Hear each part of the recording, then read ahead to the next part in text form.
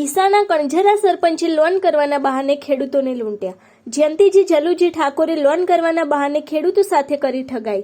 સમો ગામના 2 ખેડૂતો સાથે લોન કરવાના બહાને કરાઈ હતી ઠગાઈ. સમો ગામના નાનજીપુરા અને ભગવાનપુરાના ખેડૂતો સાથે કરી ઠગાઈ.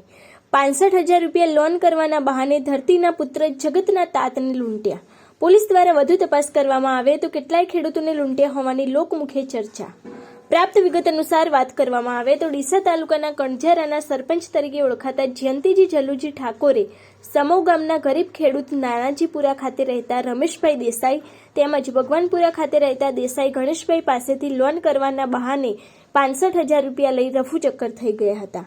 આ અરજદારો પોતાના ગામે ઘેર અનેકવાર ધર્મના ધક્કા ખાધેલ પરંતુ પૈસા પરત મળી નહીં, જે કારણે અરજદારે મીડિયાનો સહારો લીધો હતો.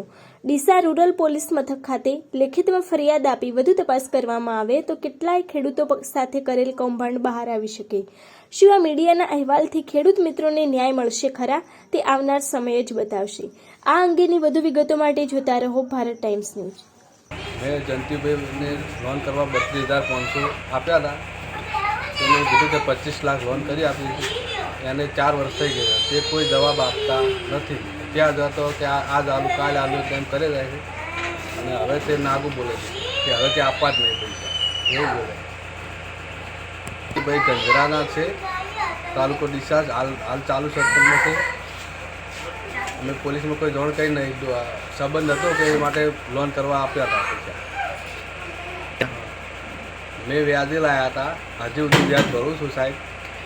અને એને ત્યાં જઈને આવ્યા તો ઘરે જઈ કે 32,500 આપો અને તમને લોન 25 લાખની લોન કરી આપી.